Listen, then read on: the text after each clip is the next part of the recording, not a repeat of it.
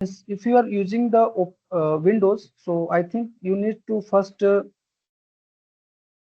I think you can see my screen. So this slide I share you in the group. So first you want to make sure that where your visualization is enabled or not. So for that purpose, you can just go to the task manager, and in the task manager, you can, if you see this performance panel, so you can go, we are going to see that it should be enabled. So maybe if I show my task manager,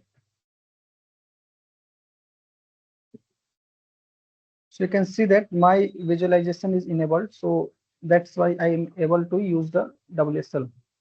So if it is disabled, then neither you are not even able to use the WSL, or not even that means like Abhishek, the method suggested by Abhishek, you are not able to use that method also. So this you should make sure that you can do this into the enabled mode, and for that purpose I have given this instruction. So just you need to do the power of your system, and after that you need to go to this BIOS, and this to go to the BIOS, different system has the different key. So sometimes it is either escape key or is this F2 key, and sometimes this is a delete key. So different system has the different BIOS key. So you can just search into the Google for your specific system, and you can enter to the BIOS. And after going to the BIOS, so you should navigate to the advanced tab, and after that you need to press the enter, and there you can see the option of the visualization and where you can enable it. So once you enabled it, so save the changes and reboot your computer. So once you are finished these things, again you should check that whether your visualization is correctly enabled or not. Once you finish this, just after that you can just go to the next step.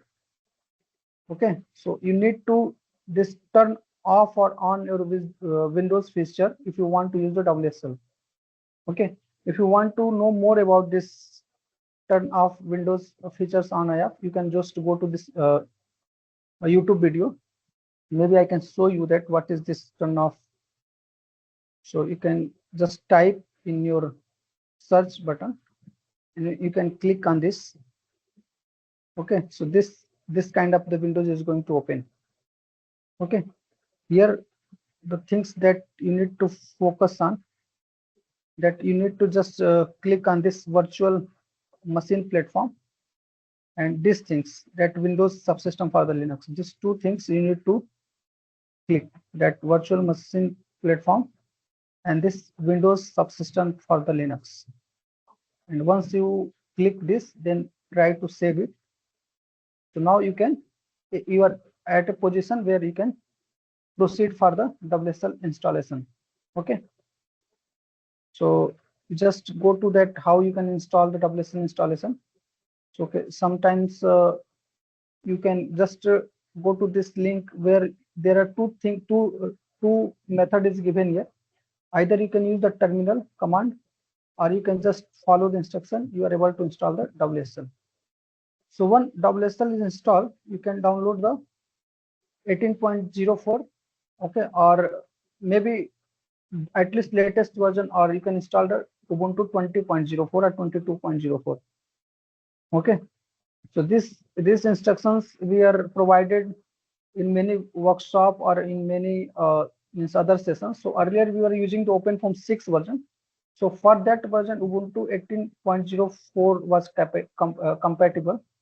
But now in this session, we are going to use for the OpenFOAM 9. So I think here you can install at least 20.04. Okay. So greater than 20.04 is okay, but at least try to install the Ubuntu 20.04 from the MS store. Okay. So just to go to the here MS store, you can type MS store.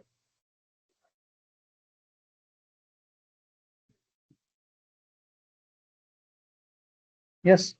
Here you can just look for the Ubuntu 20.04. If you type, it is going to show you the option.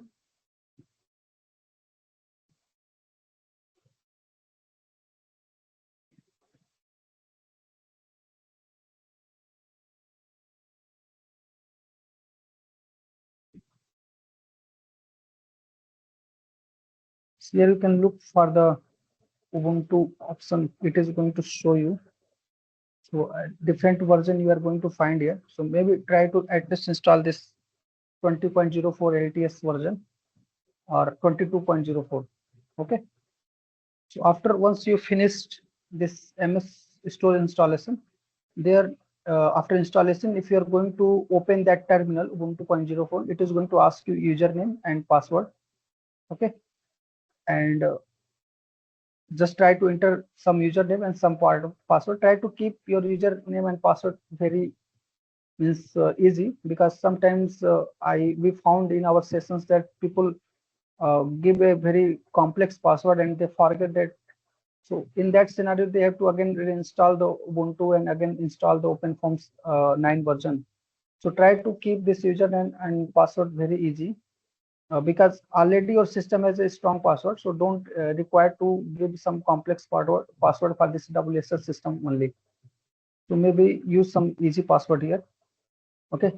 Now for install, once you have installed this WSL and Ubuntu 20.04, then you can follow this instruction, this PDF. So how to install this OpenFOAM 9 version. Okay, so till here you have finished the part. So if you have completed this part, means you have completed this section. That is the second point. Okay, now you can follow the.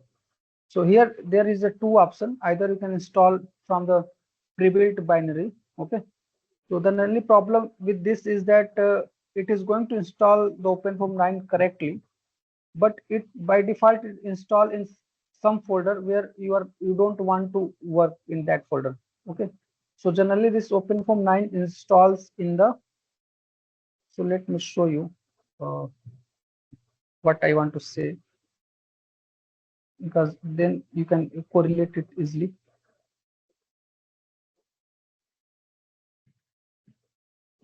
So due to this reason, so once you install the Ubuntu, you are going to see some terminal like this. Okay, and if you go here cd, and if you see the different structure in the your root directories, you are going to see this kind of the folder structure. And by default, if you want to install the OpenFOAM, so it's generally installed in this folder, that is the OPT folder.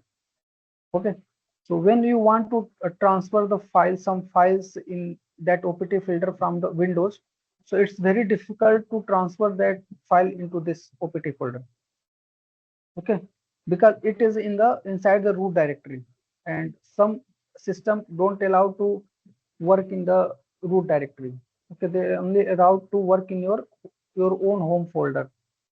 So in that scenario, generally I don't advise to install from the pre-built binaries. Okay, in means, because we are going to learn more of the programming things and more of the develop things. So that is why I write it here that it is for the advanced users. So generally, when people only attend our this basics classes, so we have, so if they are only attending the 2 days classes, so we just suggest that install this pre-built binaries kind of the folder and just work with that, because in those classes we don't introduce about the programming and development things. But since we are going to have 2 months classes, so I think we are going to understand about advanced development things. So I would suggest that try to install from the source. Okay, just try to follow the instruction after opening the terminal. So just copy the things here and paste here. Everything just copy here and paste here. Okay, so this is the things you are going to find here. Okay, and this you need to add the BSRC, that once you correctly install the OpenFOAM, and try to source it, and after that you need to install the third party also. Okay, And once you are completed the third party installation and as well as the OpenFOAM installation, you are going to see if you are going to put this simple form help, so it is going to show you some text. It is not going to say show you error.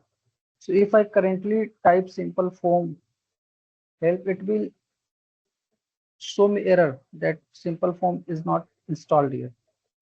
Okay, but when I type OF90, so I'm creating the environment of the OpenFOAM 9, and when I type here simple form whole, so it is going to show me instructions related to the simple form. So now you can see that it is not throwing me an error. So when your OpenFOAM is correctly installed, and if you put this OF9 command, and after that if you put the simple form help, you should see such things. Okay, it means OpenFOAM is correctly installed. So this is something brief about installing the OpenFOAM. So these things you are going to follow either if you are using the virtual machine or you are using the WSL installation guide. So these things is same for means any kind of system you are using, because this is installation for the OpenFOAM. Okay, for getting the Ubuntu kind of environment, you can either use the WSL or you can use the virtual machine that we have also shared one slide here. So virtual Ubuntu 20.0 virtual machine. So this instruction is just for that how you can use the virtual box for creating the Ubuntu kind of environment. After creating the Ubuntu 20.04, you have to follow this instruction only. Okay, so you can either use the WSL installation or you can either use this virtual box kind of the system. So that instruction is given in this folder. Okay, so try to create both are means if you're using the Windows system, both are is going to work in the similar way. Some things has advantage in the virtual box and some things has advantage in the WSL installation also. Okay, for example, for visualizing using the PyraView, so this virtual box is more compatible. But if you are using the WSL installation, we have to means use this PyraView as a third party software. We cannot directly use PyraView using the Ubuntu terminal, because Ubuntu in WSL treat PyraView as a somebody is trying to connect. Pratyush, who is this Amit Yes. Joshi? He is uh,